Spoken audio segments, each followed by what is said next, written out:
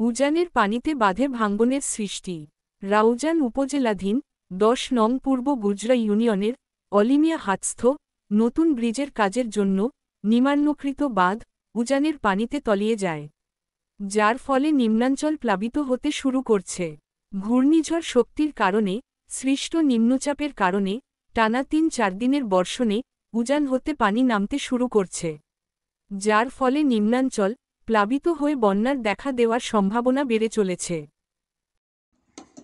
আমার স্বপ্ন ভাঙিল, আমার আশা ভাঙিল, এই তো নদী আমার সব কাইরা নিল। আমার স্বপ্ন ভাঙিল, আমার আশা ভাঙিল, এই তো নদী আমার সব কাইরা নিল।